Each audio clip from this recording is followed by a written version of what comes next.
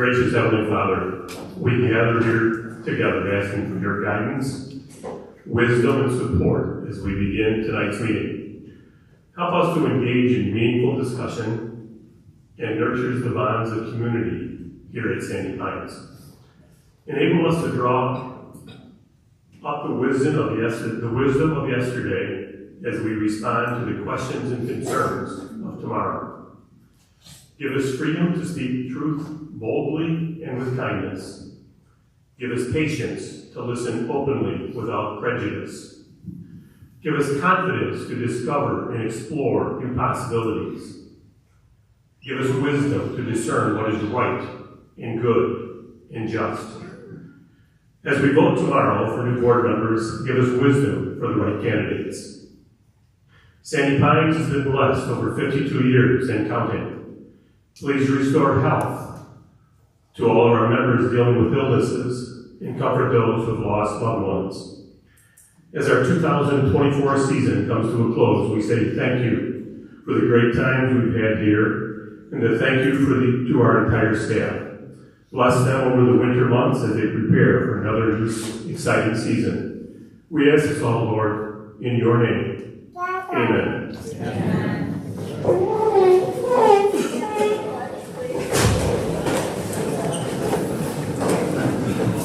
I pledge allegiance to the flag of the United States of America and to the republic for which it stands, one nation, under God, indivisible, with liberty and justice for all.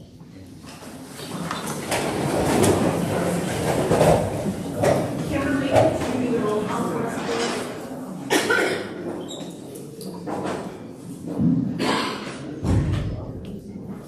Ellen Kirkner. Here. Rick Day. Here. Rod Deckingham. Here. Pat Dosman. Here. Kelly Johnson. Here. Tom Heppel. Here. Stephanie Sicania. Here. Craig Van Beek. Here. And Scott Wyman. Here. All present. At this time, we would like to hear about our new park members for July 2024. Jeff, could you give us some details, please? Sure, would love to. All right, so July sales, we had a total of 22 sales.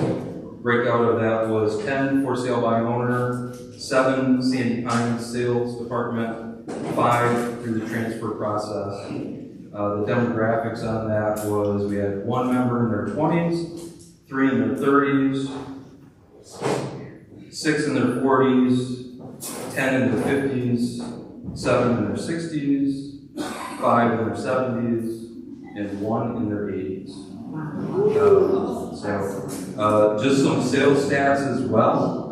As we get towards the end of the year here, on average, we average anywhere from 155 to 200 sales annually. It's been that way forever, at least as far as the data that I can go back to, 2014, 2013, that area. And we're on track to be within that number again this year. So it's pretty steady, about 10% turnover year over year with the department. So those are the sales stats for July 2024. Thank you. At this time, I'll entertain a motion to approve the new members. So moved, Kelly. Supported. All those in favor of the motion, please signify by saying aye. Aye. Opposed, same sign. Motion carries. Our next order of business are the approval of the notes from the July 2024 Board of Directors meeting. These were provided to the board via email. Are there any questions or corrections from the board? Hearing none, I'll entertain a motion to approve. Motion. Second. All those in favor of the motion, please signify by saying aye. Aye. Opposed, same sign. Motion carries. Our next order of business are the July 2024 Sandy Pines Wilderness Trails and Lake Monterey Golf Course financial statements Rick is the treasurer. Could you give us a little information?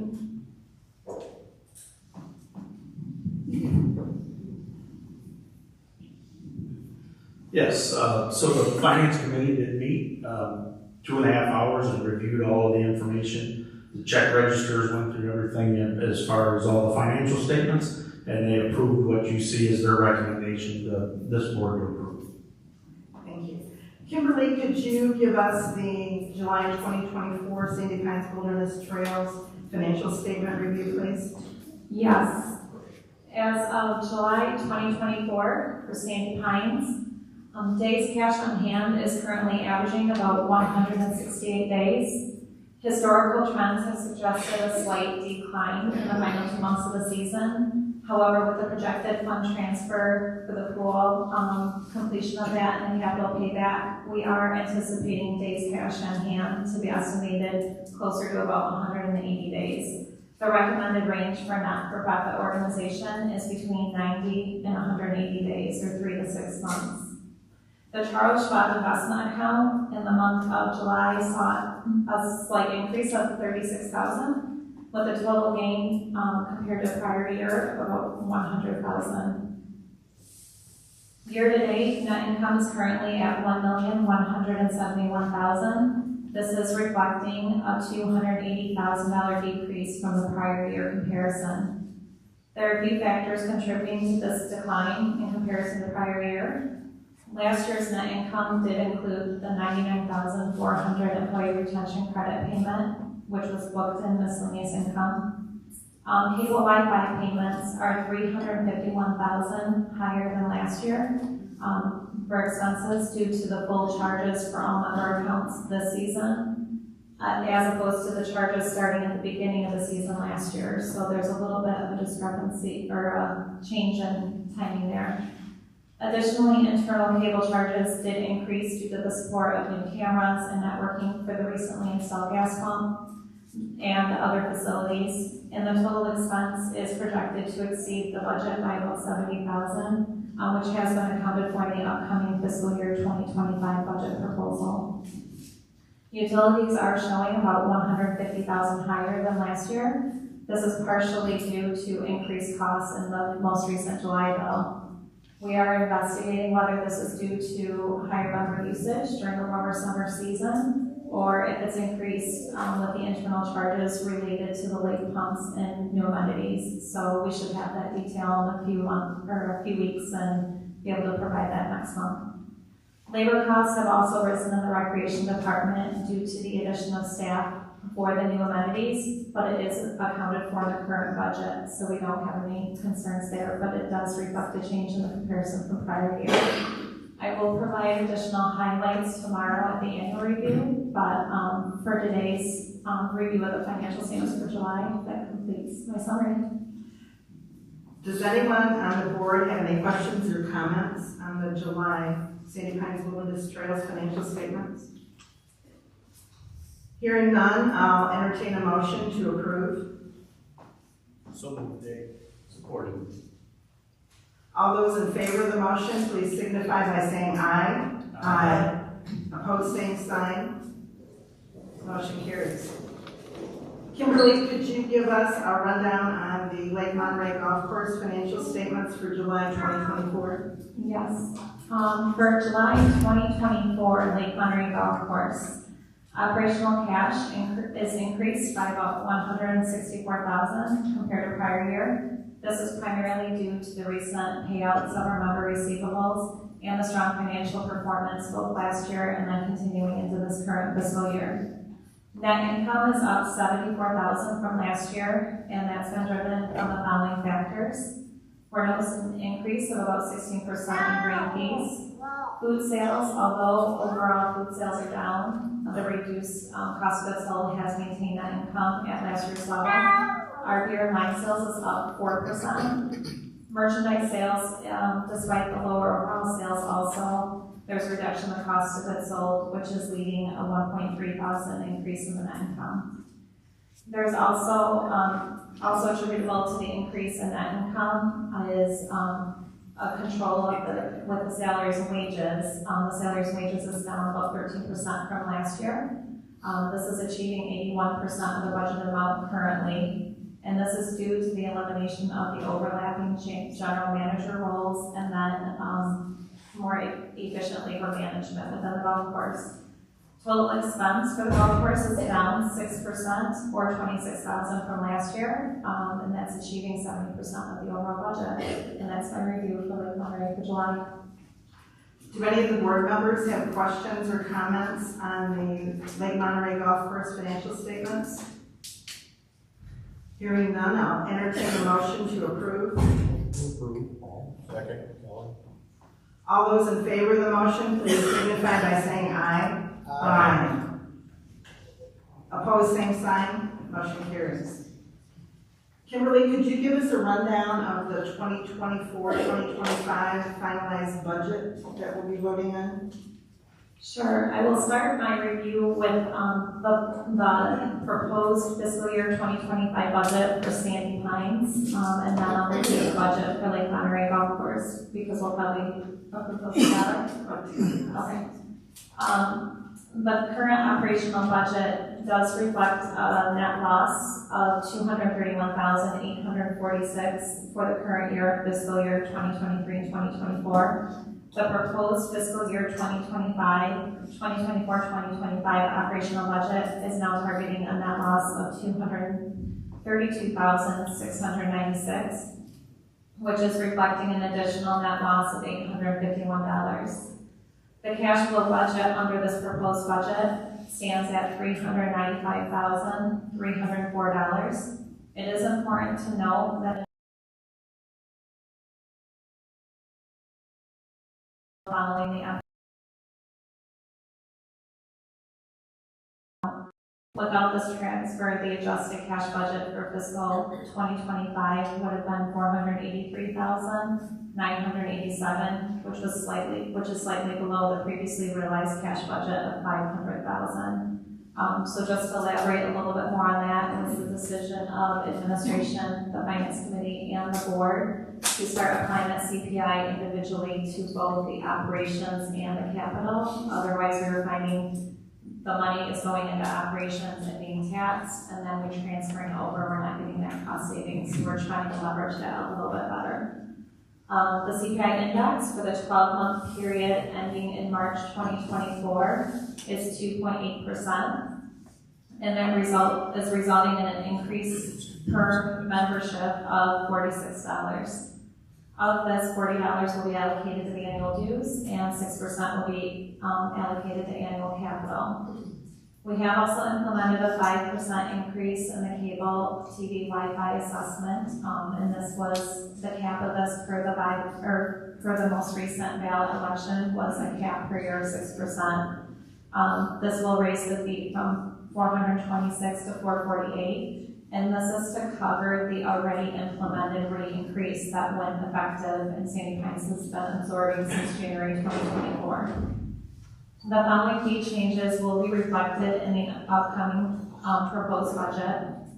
There will be a fee for contractor cards applicable to both the first and additional cards, a charge for contractors requesting access to the leaf dump, a charge for contractors offering products and services in competition with Sandy Pines, a $35 fee for members submitting late reactivation requests after renewals.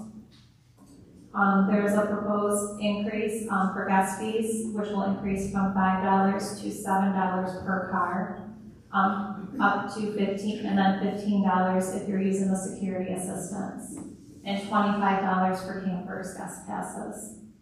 Pump-out fees will be increased to cover inflationary costs. A $12 per day fee will be imposed on members who do not remove items from the bullpen storage after their rental contract has expired. Golf cart rates will increase to align with the new lease rental contract that will be going into effect next year. We will also be incurring increases on the camping fees. So this is to pull some additional money from our outside individuals coming into the park, but camping fees will be adjusted to account for the inflationary costs and the CPI index increase as well. And this is in addition to seasonal sites. The fees for seasonal will increase reflective to those inflationary costs and CPI index also.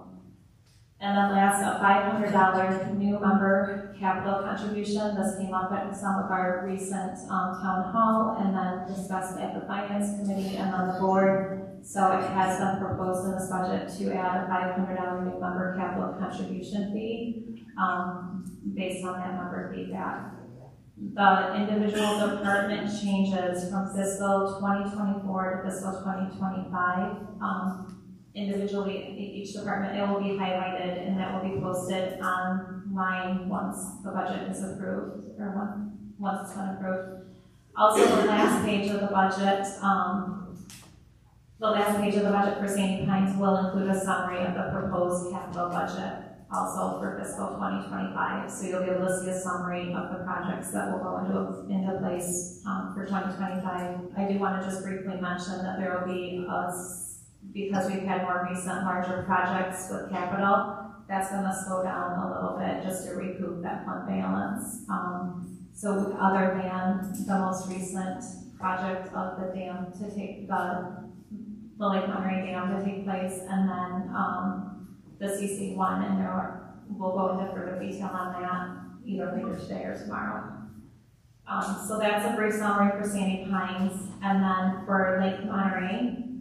The proposed budget for Lake Monterey has been emailed to the board, reviewed by the finance committee as well, and we digested both of these budgets in detail.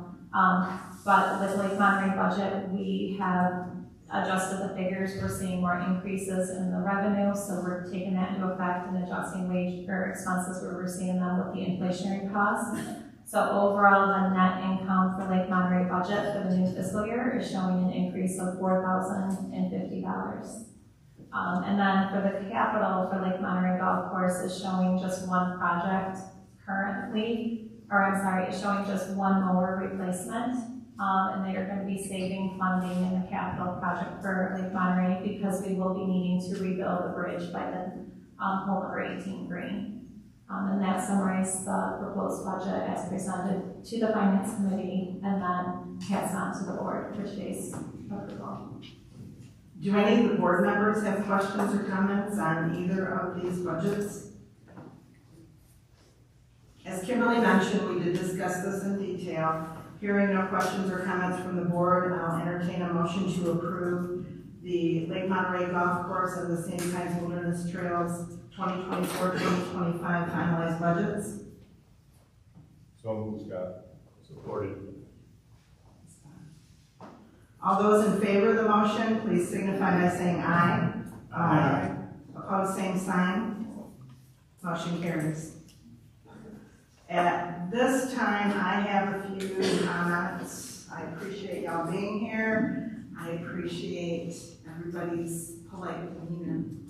I want to talk a little bit about the board's process. Up until 5 years ago, the process was a little different, but the board at that time decided instead of just coming to board meetings, reading resolutions and voting on them, in most cases, we're bringing resolutions, we're writing them and working together on them, and we bring the resolutions and we read them into the record. Then they're made available on the website, and they sit there until the next meeting for comment, and then they're voted on. Now, the board does reserve the right with some small things like correction in language, on some rules, things like that, where we will vote on them immediately. Now, what we need from everybody is, in order to really get your input, you need to watch the meetings if you don't attend, read those summaries, and comment either via the website, it's on the Board of Directors web page on the website, or email. We really want your comments on these issues. That said, we hear you about wanting to be able to comment.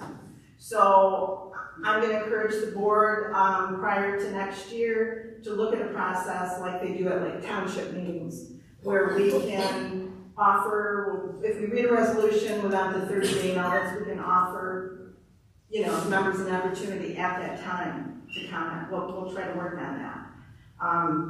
Also, please vote. Lots of good candidates, 3 positions open. Get out there and vote and come to the meeting tomorrow. Jeff? Thank you. Again, welcome everybody. Thanks for having another packed house here. Would like to thank Kelly Johnson. I think he is at the end of his term, his tenure. So we can also thank him at the annual meeting tomorrow. If you don't have an opportunity to attend, we'd like to thank him here as well. This will be his last board meeting for a while. 6 years on the board, so thank you for your leadership and your servant leadership, as well as Stephanie Sapana. She's the SS up on the screen there. She's moved to the other side of the state and is not able to attend. She'll be here tomorrow as well, but Stephanie is not running for re-election. So 2 really good board members that are rotating off. Thank you for Stephanie, your leadership, and we talked her into being on the board because she did such a great job on the Lake Committee. She was helping chair that, and she brought a lot of positive value from that Lake Committee out here onto the lake. So thank you, Stephanie. We'll miss both of you. Other than that, again, Ellen outlined the process. I will reserve the rest of my comments for the whole business on Lake Monterey Dam. No, go ahead. You want to move on to that? Okay. All right, so Lake Monterey Dam update. That's a DAM, depending on the day. So we have established updated communications. So everybody should be getting raves and emails on a weekly update on what's going on with the dam. I think the latest one from Ian and the team went out today. So we'll continue to get tomorrow. All right, thank you. I apologize. So precursor, it's coming up tomorrow.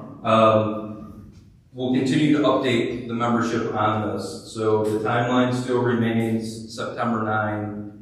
That whole area is going to start to be torn up. So it will not be accessible going from phase 1 over to the North Shore, phase 4 and back and forth. The road will be ripped up. The traffic, we've talked to Allegan County. There's an ORV notice on this update that's coming up tomorrow. We highly, highly, highly recommend if you got to go from one area of the park to the other, do it in a vehicle. However, Ottawa County has highlighted that if you're going to do your golf cart, stay on the shoulder if you can. Make certain that it's an adult or a licensed driver that's on that road. Okay, no 13-year-olds, 14-year-olds, things of that nature, no kids, okay, for safety reasons. The state police, Allegan County Sheriff, emergency individuals, they've been part of our meetings that we've been having in regards to the dam. They understand what's going on. You shouldn't be pulled over. Just make certain that you're doing it in a safe manner if you take your golf cart. They as well recommend use your vehicle, that's our plug, use your vehicle for safety reasons, but if you are on a golf cart, it has to be driven by an adult or a licensed driver, permitted driver. So you're starting to see notices about trying to get your boats out. So we have a couple things going on, right? The lake level is going down as well. Again, just want to reiterate, the normal lake level is not at the top of the spillway. The normal lake level is about a foot below that spillway. And then the state, Eagle, is asking us to drop that another 12 to 18 inches below in order to put what's called coffer dams around the spillway. They do this with bridges and rivers and things of that nature. There's steel plates, pylons that'll go down. And then once those are in, we drain just that area. The original recommendation from Eagle was just drain your lake. Well, no, we're not gonna just drain our lake. So we're gonna do these coffer dams. You're gonna start seeing some activity. The traffic, heavy duty traffic for construction is gonna come off of 137 across 28th Street. And then the tree line, we're gonna lay a gravel road along that tree line, so they just come right off of 137, drive right on our property, and that's where they're gonna start hauling heavy equipment. They may be staging some of that Tuesday after Labor Day. So you might start seeing some things being dropped out there, but the work will not start until September 9th. The timeline remains September 9th to around November 1st. It's all pending weather. So alternate routes, if you happen to want to traverse in a golf cart, from going out of the phase 2 far gate, you can go out there down 136 to 26, and you can get it. You have to get in the phase 6 gate down there. If you want to go from one area to the park or the other. You can also go out the phase 4 gate here down to the golf course, and then come back around to the main gate. Again, just please be cautious when you're doing this. We have all of that information that's coming out tomorrow. A couple of other things to address on the writing questions that came in. I might as well hit those now. So why are we doing this now? Why can't we wait until October, November, December? This has been basically dictated to us by the state and the county. All right, our dam is leaking, okay? And they've downgraded the dam from satisfactory. It's been satisfactory rated by Allegheny County for many, many years. I've been here 5 years. They do it every 3 years. I want to say going back to 2015, I think is at least the latest report that I have in the file. But it's always been satisfactory, which is at the highest level. We have piping going on, which is leaking on the outside of that corrugated pipe, and it's leaking through the dam onto the other side. As soon as the state heard that, they downgraded us from satisfactory to poor. You will fix it, and you're going to fix it on their timeline. That's what we have to do. So Eagle has been part of this. Allegheny County Drain Commissioner, they're the ones that they've selected a contractor. We provided input. This is out of our hands. I hate to keep saying this, but this is out of our hands. We would have liked to have done it in November, December as well, when people aren't there. Then you got to deal with potentially ice and frost freeze on roads and things of that nature. So this is the time that has been really dictated to us. And some of the contractors that bidded on this, when you looked at that timeline, they were going out to like December 1st. The state and the county did not like that timing. The letter we got was, you will fix it as soon as possible. So we're kind of hamstrung on that with their timing. Okay. Some of the questions about, hey, what's this going to cost? The bid right now is, the estimate is $1.4 million. Okay. The Lake Committee, 3 years ago, I think, we started looking at, let's get the concrete off of there, let's do riprap, let's reinforce our dam. We can start working with Eagle. This project started out at about a $75,000 project, and it's gone up to $1.4 million. Now, that's an estimate. The operations team, Steve DeArmond, mainly out of safety and security, who's a phenomenal resource, we've reduced that by about 50% with the state grant of $723,600, I believe, that the state grant is. So we've already reduced that by 50%. There's still an open balance of $667,000-ish that's hanging out there. I should look at my notes. $676,400 is still open, okay? We gotta figure out how to pay that. And that's where the board and operations will continue to meet, and the plan is to get an update on how is this gonna get paid, and we'll bring that to the next board meeting. You know, you've seen Kimberly communicate on the finances. We've had some large projects that have hit us in recent years. Those were planned. These are not planned, okay? So we'll continue to look at different means of how we're gonna pay for this. And then we'll get you a plan and communication next month. Boat launch. So we have come in and had some questions about the boat launch. The boat launch is still available, okay? If you want to pull your boat in and out, you still have that availability. I know our Park and Garden team is saying get this scheduled as soon as possible, because after September 9, we really don't want our tractors and our Park and Garden team driving your boat out on the road. That's a safety issue, okay? I think Scott's carts and I think Willie might be doing them as well. You know, you can talk to them as well to see what their timing is. The boat launch, I've had a lot of people come in, you know, can we still get to the boat launch? The plan is yes, you can still get to that boat launch. So if you pull it in and out yourself, and you dump it on your site, or you take it home with you during the off season, you should still have the ability to do that. Just keep monitoring those updates that come out, okay? And that's why I have the update for the Lake Monterey Dam.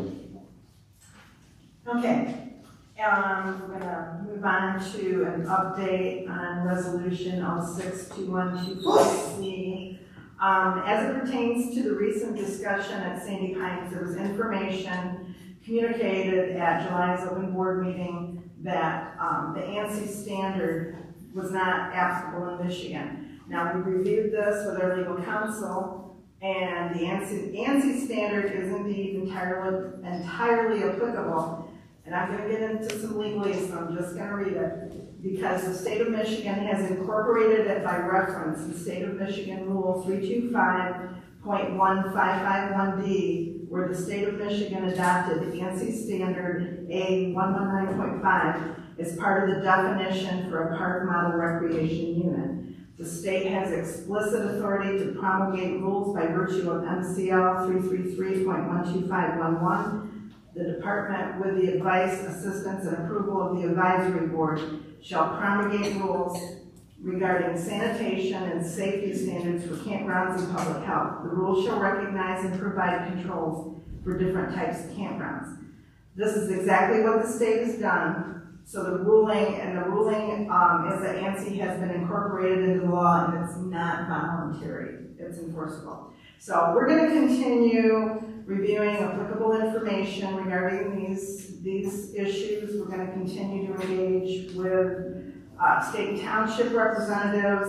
We will be posting links so you can see the legislation governing campgrounds like Sandy Pines, including applicable administrative rules. In addition, we're going to provide a link to the DNR letter from February 2010, which is very relevant here. You might want to all take a look at all these things regarding structures applicable for Michigan State campgrounds. These are located at our Sandy Pines website, linked to Resolution 062124C under our resolution summary page. As communicated in our July board meeting, we are still within the 30-day time frame of tabling this resolution. We'll continue to gather information, communicate accordingly at our next board meeting in September 2024. However, the board is not required to vote on this resolution or on an amended version of this resolution. We're not going to come here next month and have to vote on this. We're going to take our time, we're going to look at it, we're going to get information. Thank you.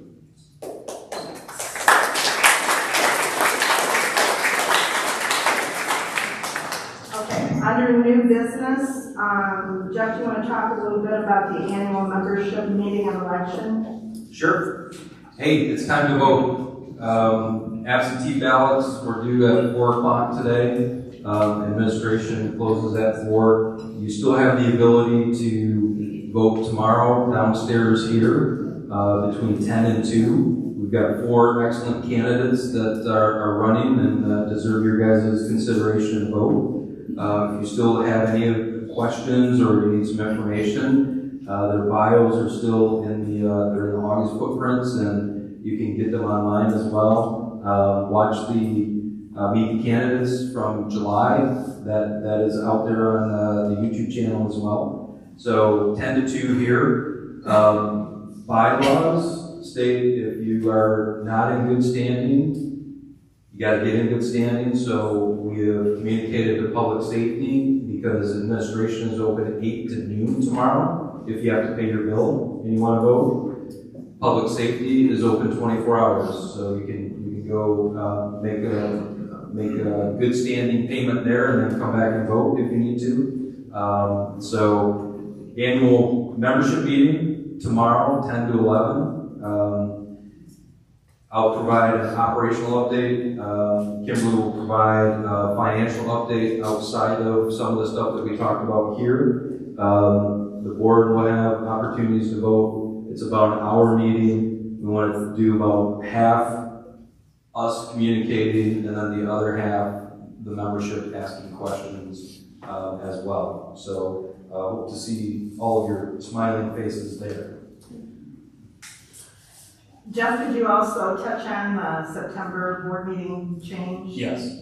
So the 20th, I believe, is what we had originally slated for the September board meeting. We're going to have to push that back due to some scheduling conflicts.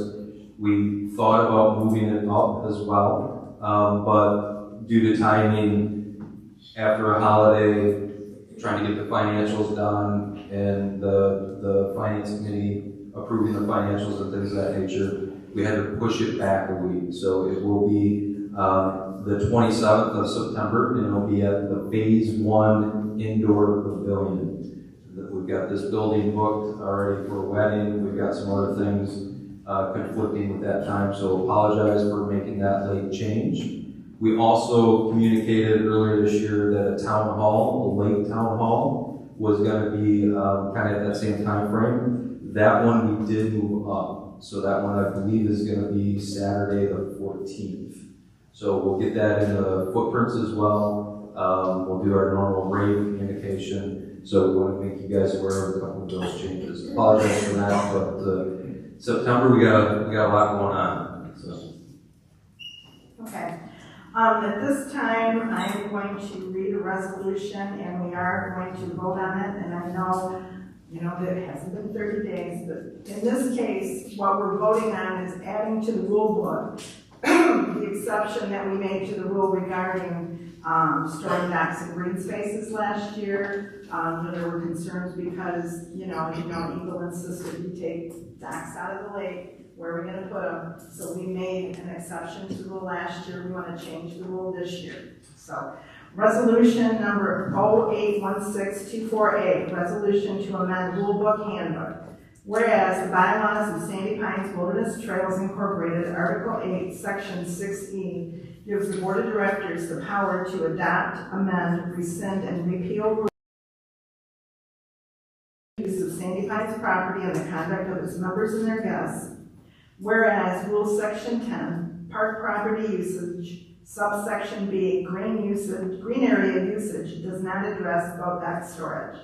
Whereas the Board of Directors for the health, safety, and welfare of Sandy Pines believes it is in the best interest of Sandy Pines to amend and clarify the rules and regulations, now therefore be it resolved that the Board of Directors of Sandy Pines Wilderness Trails Incorporated does hereby approve the following amendments and additions to the rules and regulations relating to Section 10, Park Property Usage, Subsection B, Green Area Usage Addition. Number 1, vehicles and personal property. Item C, off-season boat dock storage is permitted in the green space from September 15th to May 15th. All dock platforms and parts must be stored a minimum of 10 feet from the high water line marked by the galvanized boat stake locators. In the event this is not possible, an alternative location can be approved by the park inspector. Be it resolved that the Board of Directors of Sandy Pines Wilderness Trails Incorporated does hereby approve the above resolution. I'll entertain a motion to approve. Motion to approve, Kelly. Second, Scott. Kimberly, could you do the roll call vote, please?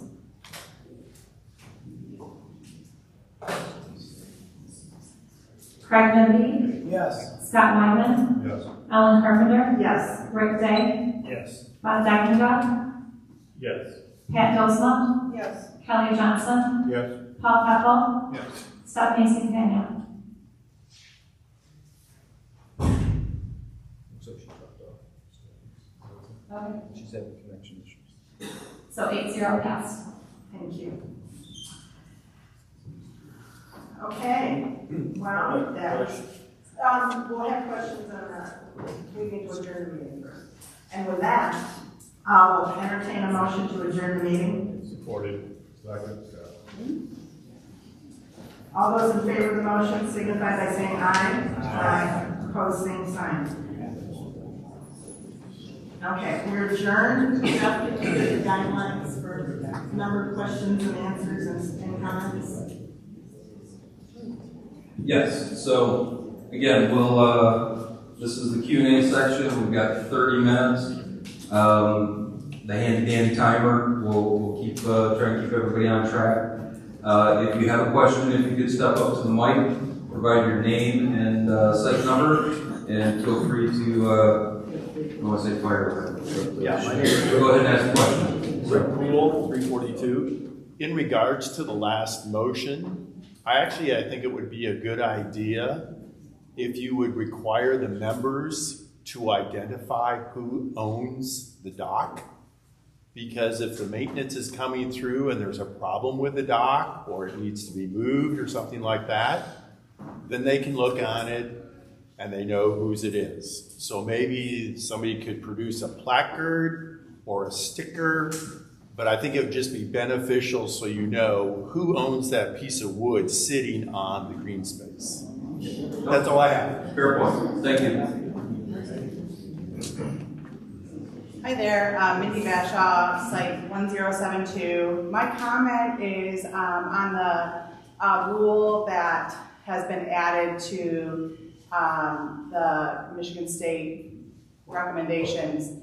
And my comment is that I think we maybe need to seek another opinion from a legal perspective, because I feel like this particular opinion isn't taking into effect the Chevron deference, which is ultimately now both the state and national level been overturned. It was overturned at the state in 2008 and overturned most recently federally. And that specific deference states that you cannot skirt the legislative process and create a rule that is enforceable. If that's the case and we're going to start doing that, then we don't have any democracy here because we have nobody to hold accountable for a law that's made.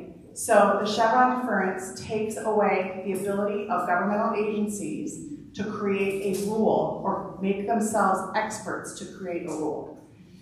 I think that we need to find another person who can help us that has possibly some experience with that Chevron deference before we continue going through the process of making big changes here at Sandy Pines based on the memo from 2010 that is on the EGLE website, which is still not super specific. It more talks about in transit and not as much about once it's here. So all the stuff on the EGLE website that I've been able to find talks about once it's been made and once it's in transit. It's not talked about once it's set up and it's being used. So we need some clarification before you vote on it, and I appreciate you guys taking another 30 days to look into it, but my suggestion is whoever our legal person is, maybe we find somebody that has a little bit more experience in the Chevron deference, because I think that would be beneficial to all members.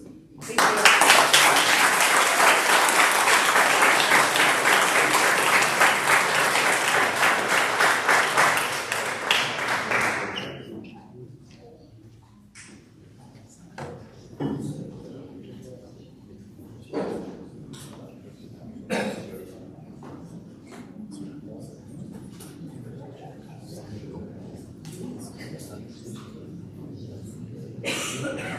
Anybody else? Bueller. Oh, there she is.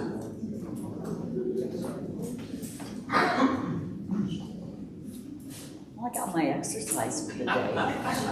I'm Barb Winslow from D65, and I would like to ask a question on what happened to all the applications for leaving our docks in that were submitted. Some of them were submitted months ago. Yeah, I'll turn that over to the park inspector, Jim, who's handling that, so here it is. Thank you for that question. I started working with Eagle back in 2018, and due to tremendous changes at Eagle, I am now working with the 5th different individual. So I have contacted the gentleman who's the intern here, and he has told me that the new person was hired 2 weeks ago that will be making some of these decisions. She will actually be making decisions later this fall, so he is now going to take a look at those. So I've been trying to work on those. I've collected them all until July of this year, and then started to talk to him again, and I only talked to him this past week on Monday. So the new person that's going to be approving that, because they keep moving around there, it's been very difficult, but I did tell him he wants the units to be looked at. He's going to come out here and meet me on site to actually look at our lake and look at where they're going to be going, and we have no problem. I already informed him if we have applications and they don't have the ability to approve them, we should have no problem leaving those lie until they can make a final decision. So anyone who's applied right now that we've been able to accept should have no problem leaving them in based on my communications with him.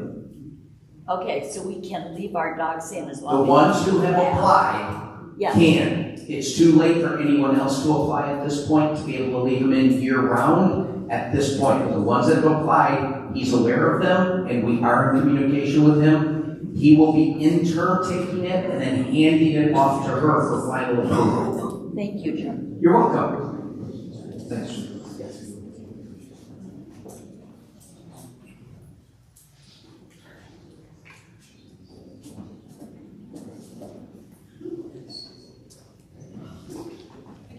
Hey, good evening. Wow, this is interesting. Angel Kono, K306. I have 2 questions. First of all, if we put questions on the board of directors page, are those going to be answered individually to us who posed those, took the time to write out questions? Yes, so if you go on to that button, the board of directors gets those, and I get those as well as communication. Okay. We try to answer them here, and then, yes, you should get a written response as well. Okay, wonderful. My second question is, I've been at Sandy Pines for 52 years. 51? How long has it been around? 52? I've been here 51. Anybody else? Like, this has been around forever and ever? Like, we love this place. Thank you. Yes, okay. Hey, I'm a grandma. Okay.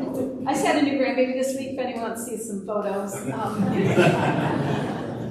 So the rules for Eagle are from 1978.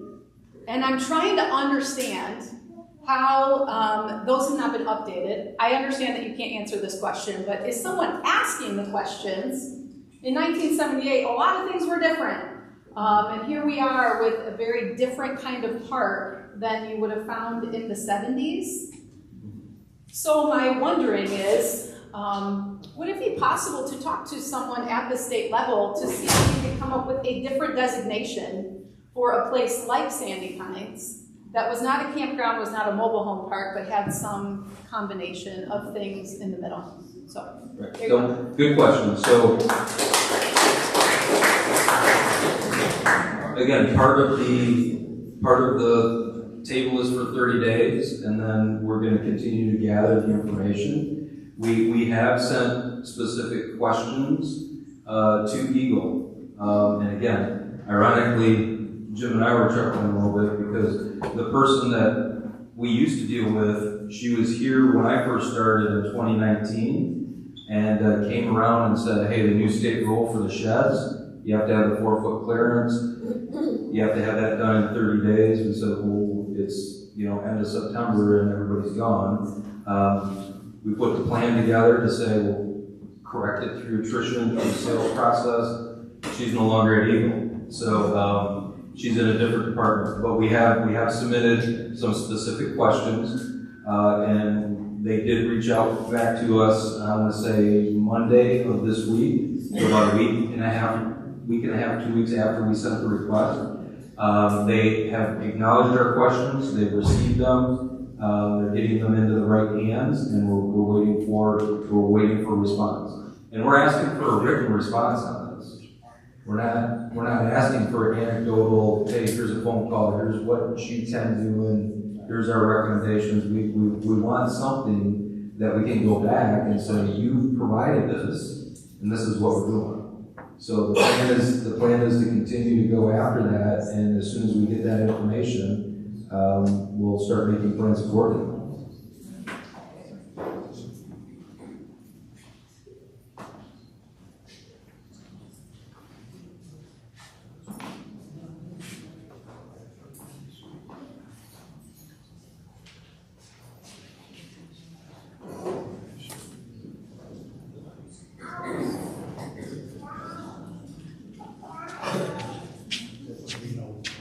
I'm Ms. Bill, lot 0264. Couple questions. You mentioned ORV, treating it kind of like an ORV on the street. Are they asking us to get ORV stickers?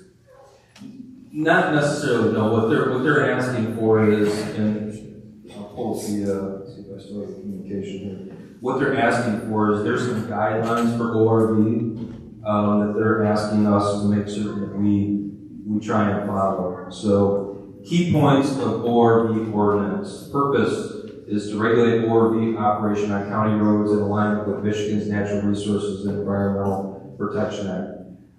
ORVs must travel on the far right of county roads and not exceed 25 miles per hour. Operators need a valid license and ORV safety certificate.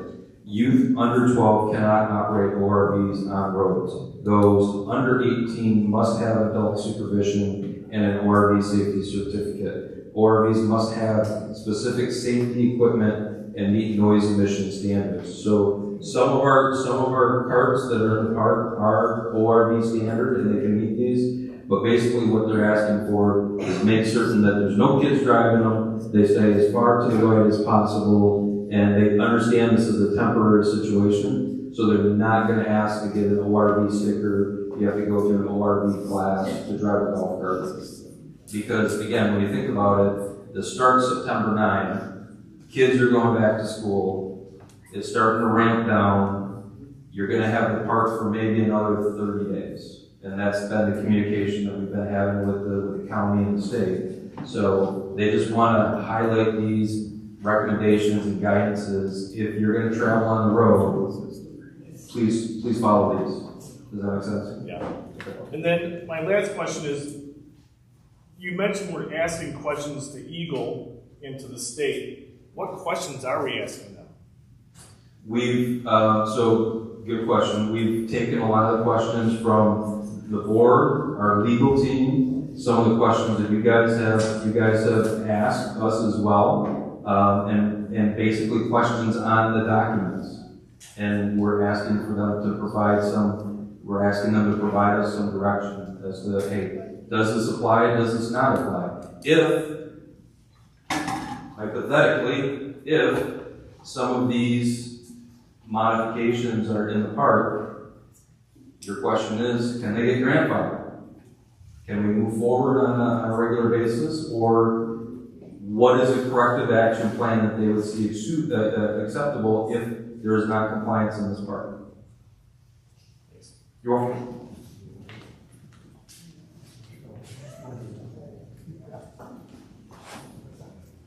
Hi, Kendall Baruka, 6029.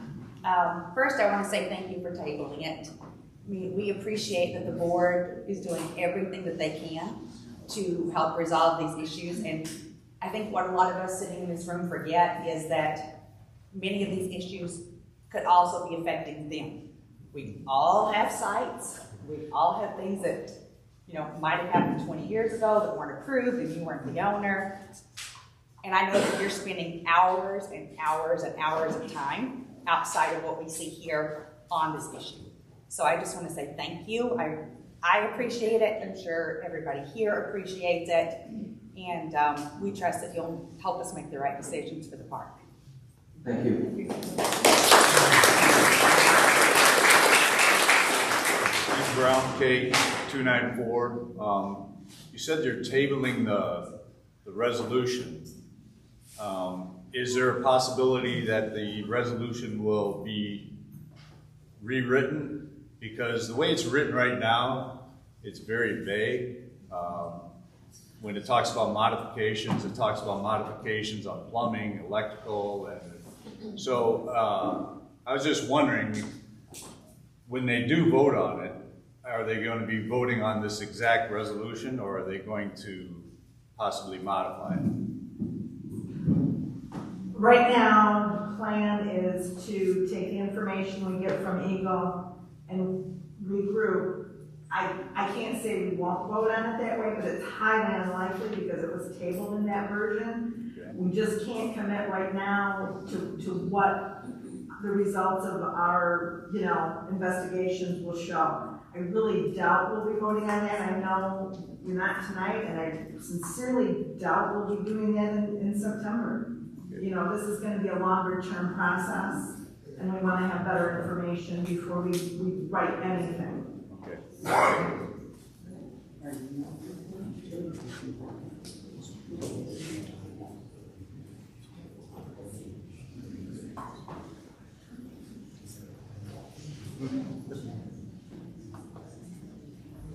All right, who wants to hear writing questions?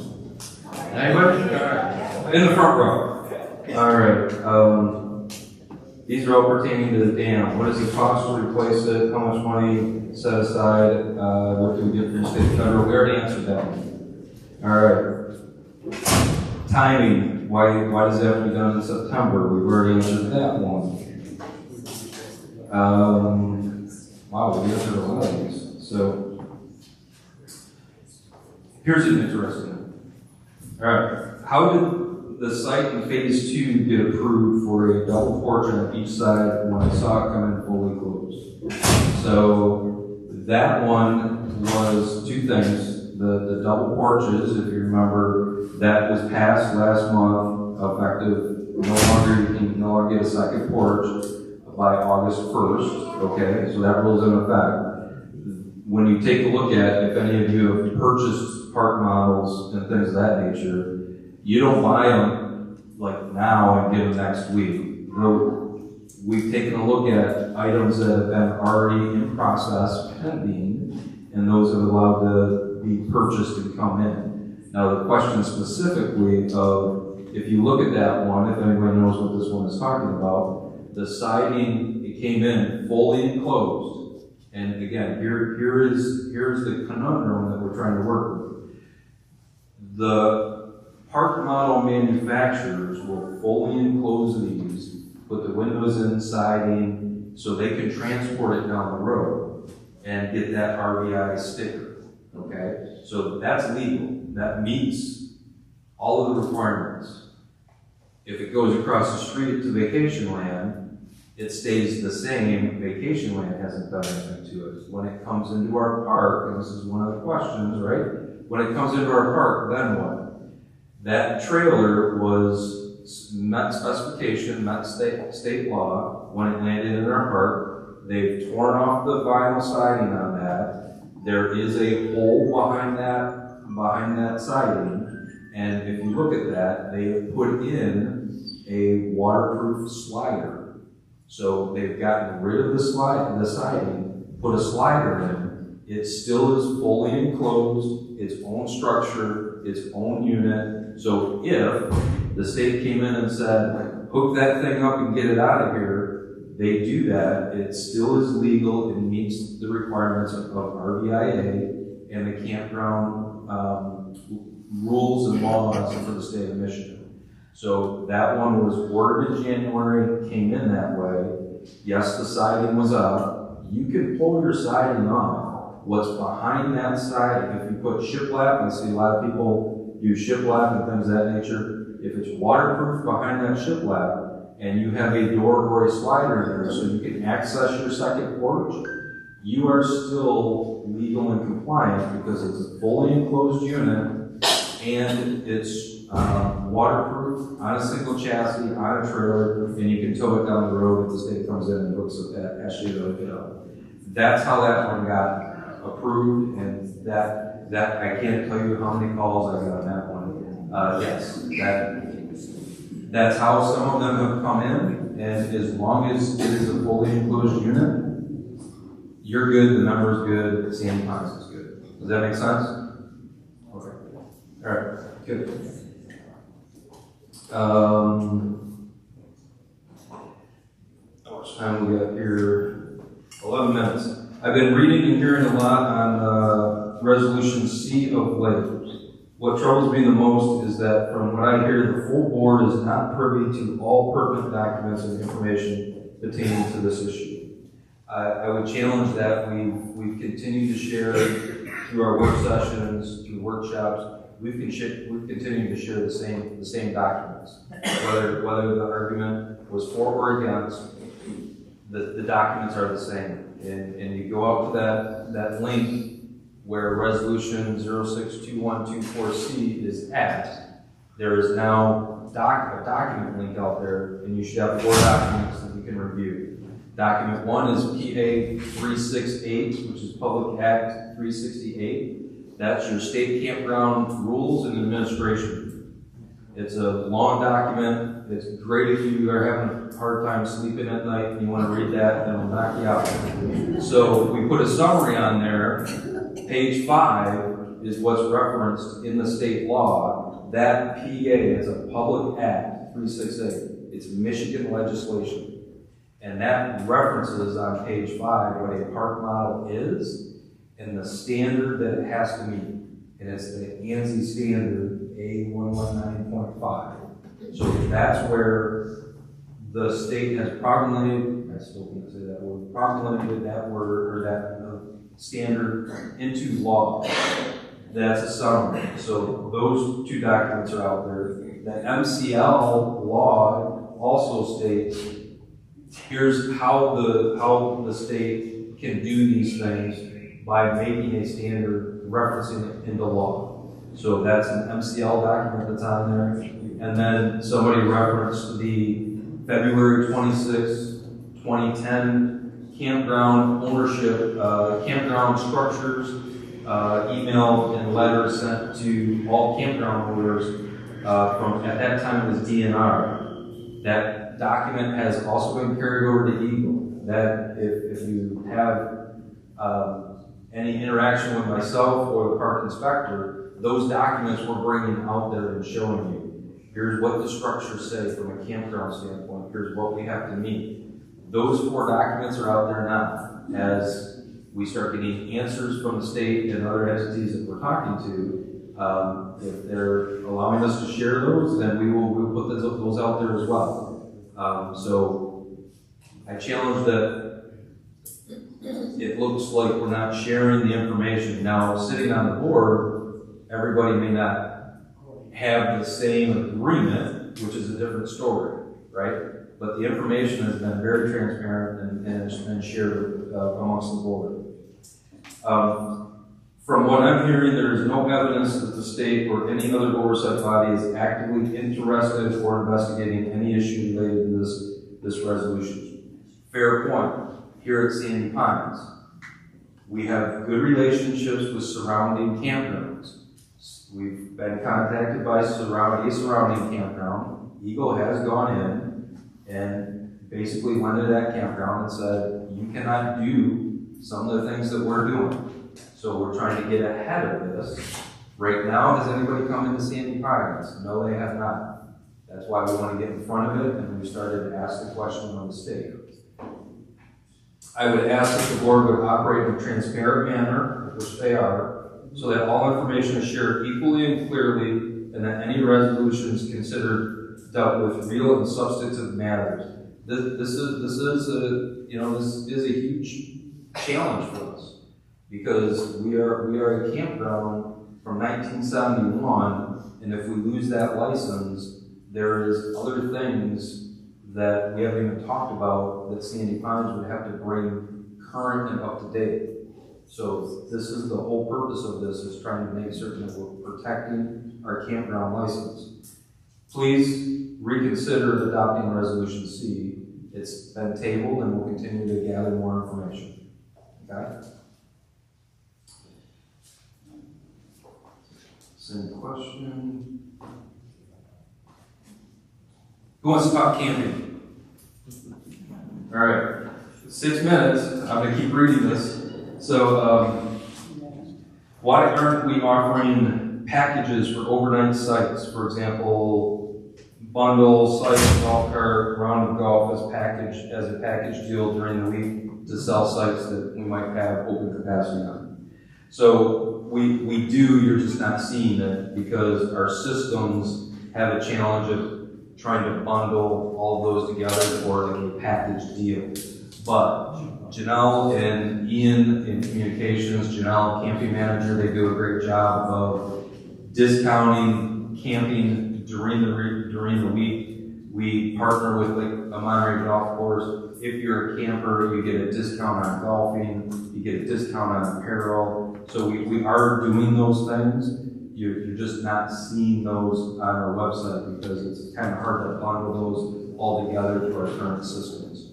Okay?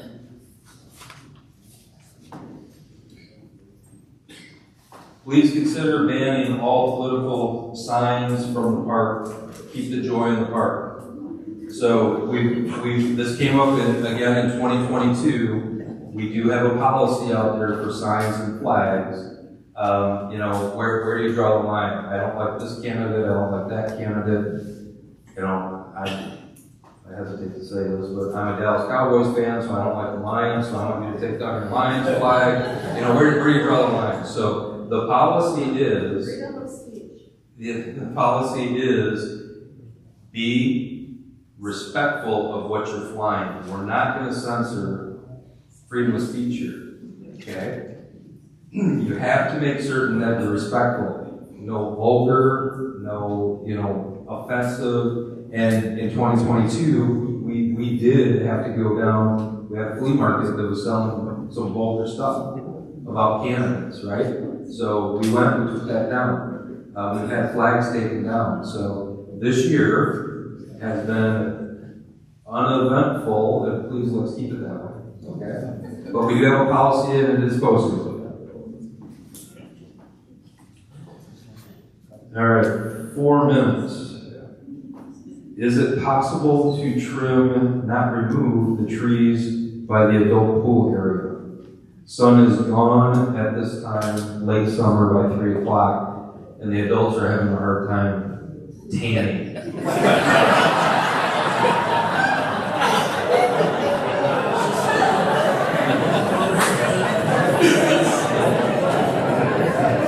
Okay. We'll look into that. Trimming the trees, not tanning. All right. My question is, on the new pool, what are we doing about the runoff in that area? I know at least 3 times, I know they tried at least 3 times to correct some of the runoff. Nothing is working. Water is still washing down the path out going into the lake. Maybe we need a pipe that goes under the sand and into the lake. So I know this individual, Psyche 20, I'll swing by. I'm not aware of this issue with the runoff, so we'll either myself or maintenance will drive out there and take a look at where that runoff is at, and we'll try and better answer that question. So